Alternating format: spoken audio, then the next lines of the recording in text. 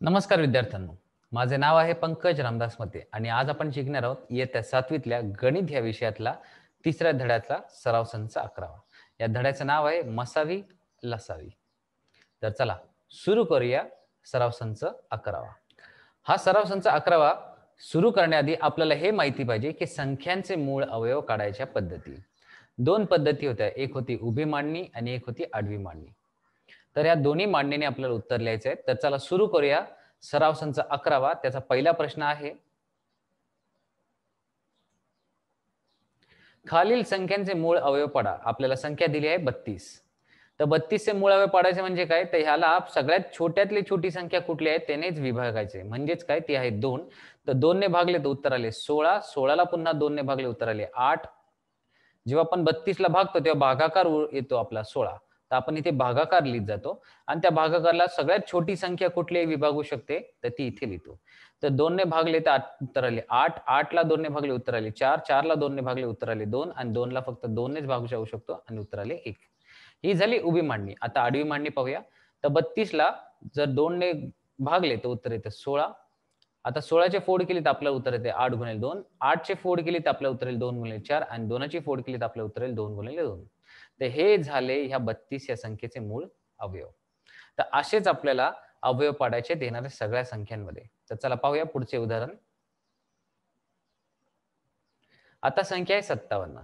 तर 57 ला कोण भागू शकते, तर आपण घेतले तर 3 ने जर भागले तर आपल्या उत्तर आले 19. कारण 19च्या पाड्यातच 57 येतात.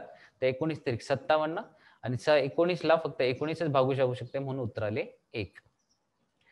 त्याचे अवयव आहेत 3 गुणिले 19 फक्त. आता पुढची संख्या आहे 23. आता 23 ही खरं तर मूळ संख्या असल्याने 23 ला फक्त 23 नेच भाग जाऊ शकतो.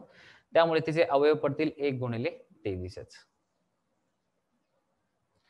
पुढची संख्या आहे 150. ज्या संख्या शेवटी 0 येते त्याला 2 किंवा 5 या संख्येने भाग जाऊ शकतो. तर पहिल्यांदा आपण 2 ने भागूया. तर 2 ने भागले तर उत्तर आले 75. आता 2 नंतर कुठली संख्या येते 3 ने. तर 3 ने संख्येला भागले तर उत्तर आले 25. आता 25 ला कमीत कमी 5च आहे जी भागू शकते. पण 5 ने भागले तर 5 5 25 उत्तर येते म्हणून हे भागाकाराला 5. आता 5 ला सुद्धा 5च भागू शकतो तर उत्तर आला 1. तर ही झाली उभी मांडणी. आता जाऊया आडवी मांडणीकडे. तर 2 ने पहिले भागले तेव्हा उत्तर आले 75. 75 ला 3 ने भागले तर उत्तर आले 25. 25 ला 5 ने भागले तर उत्तर आले 5. तर हे 2 गुणिले 3 गुणिले 5 गुणिले 5 हे पडले हे 150 चे मूळ अवयव. आता आहे 216. तर मला माहिती आहे सगळ्यात शेवटी समसंख्या आहे म्हणून आपण याला 2 ने भागू शकतो.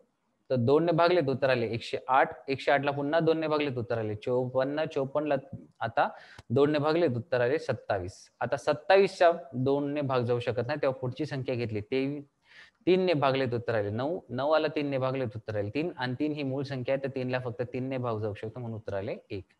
तर आता ही झाली उभी मांडणी. आता पाहूया आडवी मांडणी. तर 216 ला 2 ने भागले तर 108 उत्तर आले. 108 ला आपण 2 ने भागले तर उत्तर आले 54. 54 ला पुन्हा 2 ने भागले उत्तर आले 27. आता 27 ला 2 ने भागू शकत नाही म्हणून आपण पुढची संख्या घेतली 3. 3 ने भागले उत्तर आले 9 आणि पुन्हा 9 ची फोड केली तर आपल्याला उत्तर आले 3. तर हे झाले 3 गुणिले 3 गुणिले 3 गुणिले 2 गुणिले 2 गुणिले 2 हे पडले ह्या 216 चे मूळ अवयव. आता पुढची संख्या आहे 208. 208 चे अवयव कसे पाडायचे पाहू. तर 208 म्हणजे काय, सगळ्यात छोटी समसंख्या असल्याने आपण 2 ने भाग लावले तर उत्तर आले 104. पुन्हा याला 2 ने भागले तर उत्तर आले 52. 52 ला 2 ने भागले उत्तर आले 26. 26 ला भागले ते उत्तर आले 13 आणि 13 ही मूळ संख्या आहे त्यामुळे 13 ला फक्त 13 नेच भाग जाऊ शकतो म्हणून उत्तर आले 1. आता पाहूया आडवी मांडणी. तर पहिले 2 ने गुणाकार केला 104 ला किंवा 2 ने भागले तेव्हा आपले उत्तर आले 104. 104 ला पुन्हा 2 ने भागले तर उत्तर आले 52. 52 ला 2 ने भागले तर उत्तर आले 26.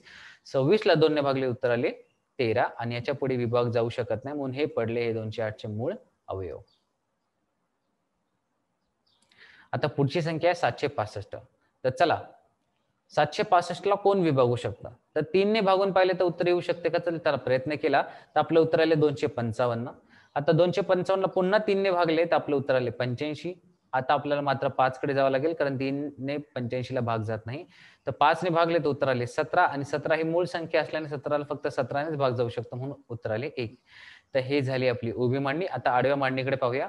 तर 3 गुणिले 255 म्हणजेच 3 पहिले 765 ला भागले तर 355 उत्तर आले.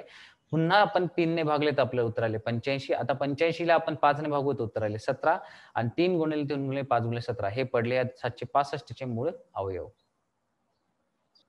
आता पाहूया आडवी मांडणी. तेव्हा 2 जेव्हा 342 ला भागले तेव्हा आले 171 उत्तर. 171 ला 3 भागले तर उत्तर आले 57. याला पुन्हा जर पाहायला गेलो तर 3 भाग जाऊ शकत नाही, 5 भाग जाऊ शकत नाही. एकच संख्या आहे ती म्हणजे 3 जर भागले तर आपलं उत्तर येते 19. तर ही झाली ह्या संख्येची मूळ अवयव. आता पुढची संख्या आहे 377. तर चला 377 ला 13 भाग जाऊ शकतात आणि उत्तर येते 29. म्हणजेच काय 13 जर 377 ला भागले तर आपलं उत्तर येते 29 आणि 29 ही मूळ संख्या असल्याने तिला फक्त 29 ने भाग जाऊ शकतो म्हणून उत्तर आले 1. तर याची आडवी मांडणी जर केली तर 13 गुणिले 29 एवढीच येणार. आता 559. 559 ला पहिले 13 भागले तर उत्तर आले 43 आणि 43 ही पुन्हा मूळ संख्या असल्याने त्याला 43 ने भाग जाऊ शकतो म्हणून उत्तर आले 1. तर आपले अवयव पडले 13 गुणिले 43 एवढेच. तर आज आपण काय शिकलो? आज आपण पाहिले या सराव संचात मूळ अवयव कसे काढायचे ते. आणि मूळ अवयव का महत्वाचे? कारण लसावी मसावीसाठी हे मूळ अवयव ही सगळ्यात पहिली पद्धत आहे किंवा हे सगळ्यात पहिली येते. त्यानंतर पुढचे लसावी मसावी काढता येतात. म्हणून आपण आज पहिल्यांदा शिकलो मूळ अवयव कसे काढायचे. तर चला येणाऱ्या पुढच्या भागात आपण लसावी मसावीचा पुढचा या धड्याचा पुढचा भाग बघूया. तोपर्यंत धन्यवाद.